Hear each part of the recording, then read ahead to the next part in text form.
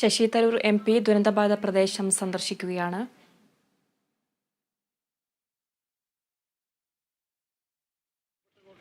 പോയ ചില അനാഥമായ കുട്ടികൾ അവരുടെ ഭാവിയും അവരുടെ വിദ്യാഭ്യാസത്തെക്കുറിച്ച് നമ്മൾ ചിന്തിക്കണ്ടേ? അതൊക്കെയാണ് എൻ്റെ മനസ്സിലുള്ളത്.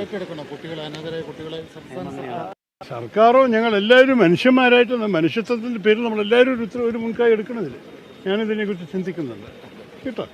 സർ, ഈ പുനരധിവാസ പദ്ധതിയിൽ എത്രമാത്രം കോൺഗ്രസ് സഹകരിക്കും എന്നുള്ളത്?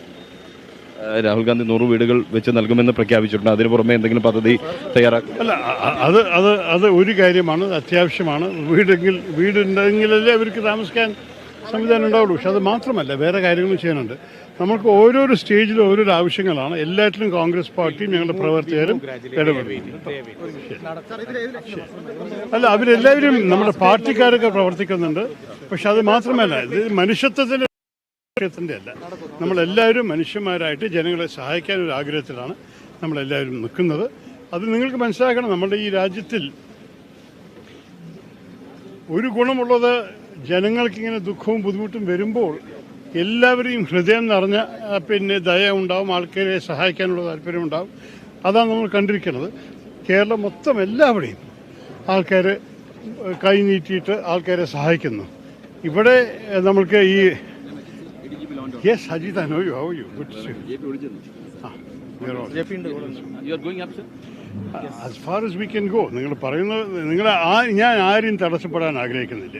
അപ്പോൾ വാട്ട് എവർ ഇസ് പെർമിസിബിൾ, ആരും ഉപദ്രവിക്കാത്ത രീതിയിൽ കാണാൻ സാധിക്കുന്നതൊക്കെ കാണും. സാർ, ഇപ്പം ഇവിടെ ഒന്നാ മതി സാർ. നമ്മുടെ വണ്ടി മുകളിൽ പോയിട്ടുണ്ട് സാർ. പോകണമെന്നെങ്കിൽ പക്ഷേ ആകെ 2 പേർക്ക് 3 പേർക്ക് പോകാൻ പറ്റത്തുള്ളൂ.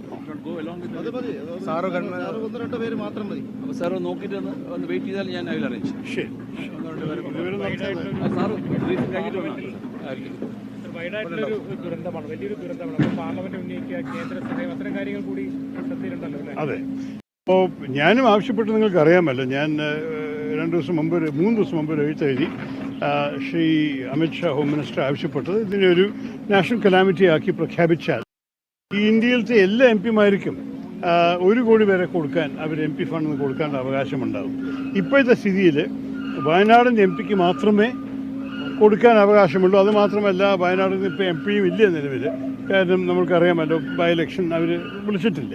അപ്പോൾ ആ സ്ഥിതിയിൽ ഇതൊരു ചെറിയൊരു ആവശ്യമാണ് ഈ പ്രഖ്യാപനം ചെയ്യാൻ. പക്ഷെ എനിക്കിതുവരെ മറുപടി കിട്ടിയിട്ടില്ലെന്ന് സത്യമാണ്. ഞാൻ കാത്തിരിക്കുന്നു. എന്തായാലും അതുവരെ ജനങ്ങളുടെ സ്വന്തം ഹൃദയത്തിന് എല്ലാ സഹായങ്ങളും കൊടുക്കുന്നുണ്ട്. ഞാൻ തന്നെ 2 ട്രക്ക് തിരുവനന്തപുരത്ത് ഞങ്ങൾ സഹായങ്ങൾ കൊണ്ടുവന്നു. ഞാൻ മനസ്സിലാക്കിയിരിക്കണം, ഞാൻ നമ്മളുടെ ഇവിടുത്തെ റിലീഫ് കോർഡിനേറ്ററോട് സംസാരിച്ചപ്പോൾ, IAS അതിനോട് സംസാരിച്ചപ്പോൾ സംഭാഷകരാവും അദ്ദേഹം പറഞ്ഞത് ഭക്ഷണമൊക്കെ ആൾക്കാർക്ക് ആവശ്യം പോലെ ഇവിടെ ഉണ്ട്, അത് വെറുതെ കൊണ്ടുവന്നൊരു കാര്യമില്ല. പക്ഷെ വേറെ പല സഹായങ്ങൾ ആവശ്യമുണ്ട്. അപ്പം ഞങ്ങൾ ഈ നിലത്ത് കിടക്കുമ്പോൾ അവർക്ക് ബുദ്ധിമുട്ടുണ്ടാവേണ്ട പറഞ്ഞിട്ട് കുറേ ബെഡ്റൂമൊക്കെ കൊണ്ടുവന്നിട്ടുണ്ട്. ഈ പുതിയ സോഫ്റ്റായിട്ട് കിടക്കാനുള്ള സൗകര്യങ്ങൾ, അങ്ങനെയുള്ള ചില കാര്യങ്ങൾ. പിന്നെ വേറെ ചിന്തിക്കാനുണ്ട്. ഈ കുട്ടികളുടെ പഠിപ്പ്, സ്കൂളുകൾ പൊളിഞ്ഞു പോയിട്ടുണ്ട്. അതിനെന്താ ചെയ്യേണ്ടത് നോക്കണം. രണ്ടാമത്തത് നിങ്ങൾക്കറിയാമല്ലോ, ചിലവർ അനാഥനാണ്, അച്ഛനും അമ്മയും 2 ആളും കാണാനുണ്ട്. ആ കുട്ടികളെ അവരെ എങ്ങനെ വളർത്തണം, അവരെ എങ്ങനെ നോക്കണം, അവരുടെ വിദ്യാഭ്യാസ ഭാവി എന്തായിരിക്കും, ഇതൊക്കെ നമ്മൾക്ക് ചിന്തിക്കാനുണ്ട്. പിന്നെ ഇടയിൽ ഈ ട്രോമ അനുഭവിച്ചവർക്ക് ചില സൈക്കോളജിക്കലും സൈക്കോ സോഷ്യൽ കൗൺസിലിങ്ങും ചെയ്യാനുള്ള അത്യാവശ്യം. ചിലപ്പോൾ ആൾക്കാർ വീട്ടിൽ പോയിട്ട് അവരെ സഹായിക്കാനും ഇതിനൊക്കെ ഒരു ആവശ്യമുണ്ടാകും. പല കാര്യങ്ങൾ എല്ലാവരും ഇതിനെക്കുറിച്ച് ചിന്തിക്കേണ്ടെന്നൊരു സംശയവുമില്ല.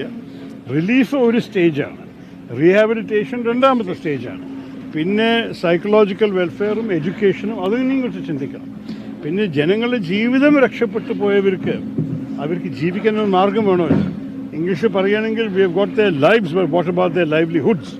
അതും നമ്മൾക്ക് മനസ്സിലെന്തായാലും വെച്ചിട്ട് അവരുടെ ഭാവിയെക്കുറിച്ച് ചിന്തിക്കണം. പലവരും വീടില്ലാത്തവർക്ക് വീട് കെട്ടാൻ വേണ്ടി ഭൂമി ഓഫർ ചെയ്തിട്ടുണ്ട്.